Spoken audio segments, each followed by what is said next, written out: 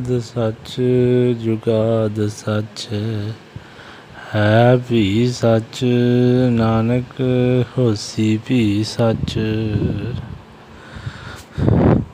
इत्थों श्री जपजी साहब का पाठ आरंभ होंदा है। बाणी का नाम है जप। असी सत्कार लई जपजी साहब आखदे हां। आद आद तो भाव मुढ़, जदों कुछ भी नहीं सी, मुढ़ तो परमात्मा सच है। आद सच जुगाद सच जुग आद भाव जुगां दे मुढ़ तो। सतयुग त्रेता दुआपर कलयुग जदों ये स्टार्ट होए उदों भी परमात्मा सच है भी सच। गुरु साहब कहते हैं हुण भी सच है। नानक होसी भी सच। नानक जी दसदे हैं भी अगे भी उसने सदा रहना है। आम तौर पर असी 3 टेंस यूज़ करते हैं, पास्ट प्रेजेंट फ्यूचर। गुरु साहब ने इत्थे जिहड़ा हैगा उसनूं 4 चीज़ां दे विच सानूं दर्शाया। पास्ट तो भी पहला, फिर पास्ट आ गया, फिर प्रेजेंट आ गया, फिर फ्यूचर आ गया।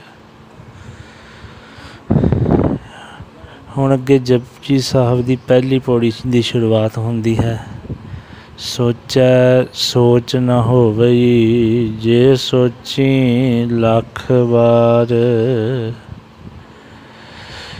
सोचै तो भाव पवित्रता कायम रखनी। हिंदी दे विच आपां पढ़िया होना शौचालय। सोच भाव पवित्र रहना, पवित्र रखना अपने आप को। पर वो जिहड़ी पवित्रता है वो बाहर दी है। उस पवित्रता रखण नाल अपना जिहड़ा मन है अंदरों साफ नहीं होता। जबकि सारी गुरबाणी साडे मन नाल गलबात करदी है। ए मन मेरेया तू सदा रहो हर नाले।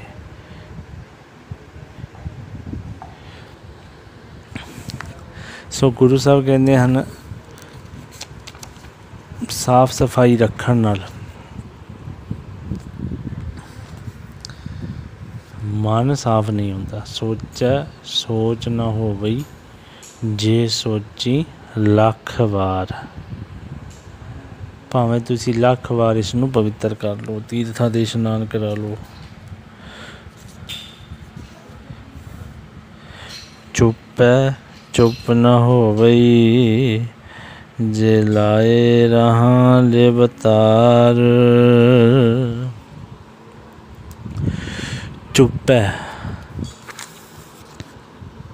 चुप रहन नाल जे कोई कहे भी मैं मौन वर्त रख लिया, बाहरों शरीर नूं चुप करा लिया, जुबान नूं चुप करा लिया, पर उस नाल मन जिहड़ा है वो चुप नहीं हुंदा। मन दे विच कोई ना कोई ख्याल चलते रहंदे हन।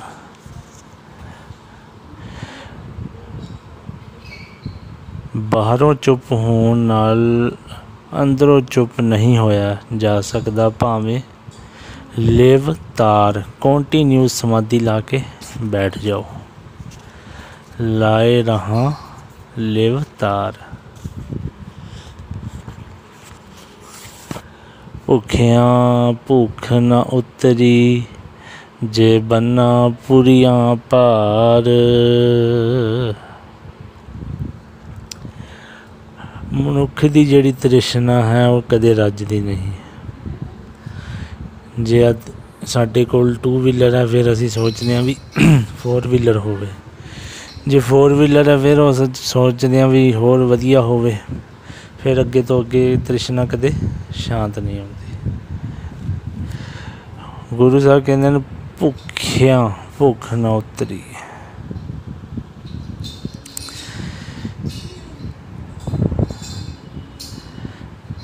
ਜੇ ਬੰਨਾ ਪੁਰੀਆਂ ਭਾਰ, ਜੇ ਸਾਰੇ ਸੰਸਾਰ ਦੇ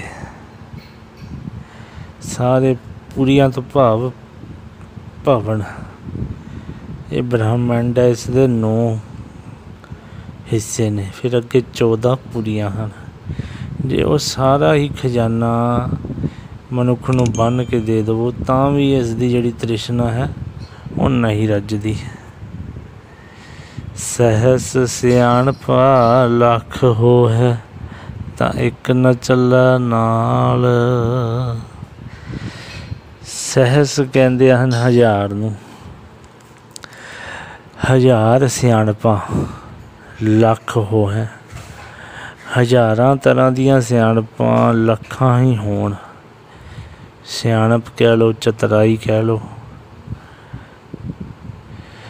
ਪਰਮਾਤਮ ਦੇ ਮਾਰਗ ਦੇ ਉੱਪਰ ਇਹ ਜਿਹੜੀਆਂ ਸਿਆਣਪਾਂ ਨੇ ਲੱਖਾਂ ਤਰ੍ਹਾਂ ਦੀਆਂ, ਇਹ ਇੱਕ ਵੀ ਬੰਦੇ ਦੇ ਨਾਲ ਨਹੀਂ ਚੱਲਦੀ। ਵੀ ਜੇ ਅਸੀਂ ਕਹੀਏ ਵੀ ਚਤਰਾਈ ਨਾਲ ਪਰਮਾਤਮਾ ਨੂੰ ਪਾ ਲਾਂਗੇ ਜਾਂ ਉਸ ਨੂੰ ਖੁਸ਼ ਕਰ ਲਵਾਂਗੇ, ਤਾਂ ਗੁਰੂ ਸਾਹਿਬ ਕਹਿੰਦੇ ਹਨ ਇਹ ਪੋਸੀਬਲ ਨਹੀਂ ਹੈ।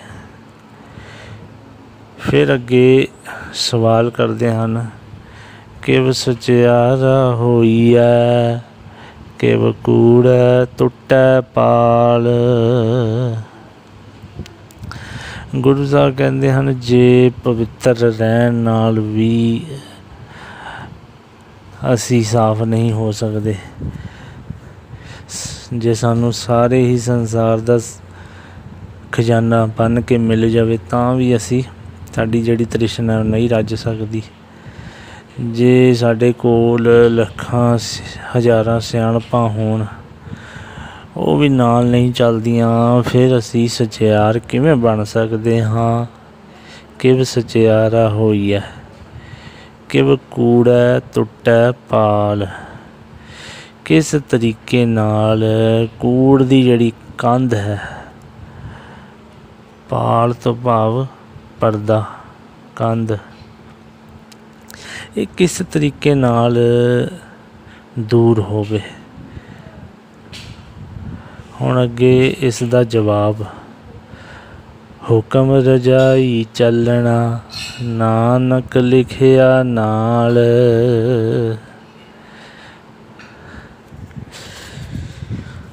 ਸਾਰੇ ਹੀ ਸਵਾਲਾਂ ਦਾ ਜਵਾਬ ਹੈ। ਗੁਰੂ ਸਾਹਿਬ ਕਹਿੰਦੇ ਹਨ ਵੀ ਹੁਕਮ ਦੇ ਵਿੱਚ ਤੁਰੋ, ਜਿਹੜਾ ਸਾਡੇ ਨਾਲ ਲਿਖਿਆ ਹੈ।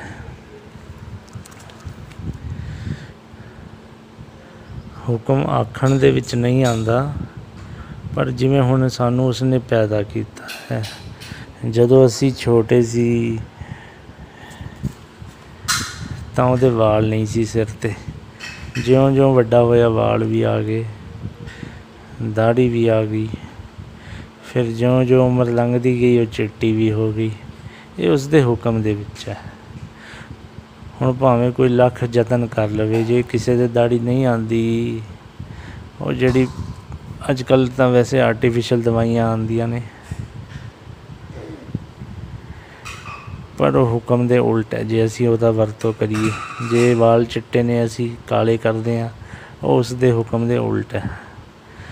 ਗੁਰੂ ਸਾਹਿਬ ਕਹਿੰਦੇ ਹਨ ਜੇ ਤੂੰ ਆਪਣੇ ਆਪ ਨੂੰ ਸੁਖੀ ਰੱਖਣਾ ਚਾਹੁੰਦਾ ਹੈ ਤਾਂ ਉਸ ਦੇ ਹੁਕਮ ਦੇ ਵਿੱਚ ਤੁਰਨਾ ਸਿੱਖੋ। ਵੀ ਜੇ ਕੋਈ ਦੁੱਖ ਆ ਗਿਆ ਤਾਂ ਕਹੋ ਜੀ ਜਿਵੇਂ ਉਹਦਾ ਭਾਣਾ ਹੈ, ਜੇ ਕੋਈ ਸੁੱਖ ਆ ਗਿਆ ਤਾਂ ਵੀ ਉਹਦਾ ਸ਼ੁਕਰ ਕਰੀਏ, ਉਹਨੂੰ ਭੁੱਲੀਏ ਨਾ, ਦੁੱਖ ਦੇ ਵਿੱਚ ਵੀ ਸੁੱਖ ਦੇ ਵਿੱਚ ਵੀ। ਤਾਂ ਗੁਰੂ ਸਾਹਿਬ ਕਹਿੰਦੇ ਹਨ ਇਹ ਤੇਰੇ ਨਾਲ ਹੀ ਚੱਲ ਰਿਹਾ, ਪਰ ਤੈਨੂੰ ਪਤਾ ਨਹੀਂ ਲੱਗਦਾ।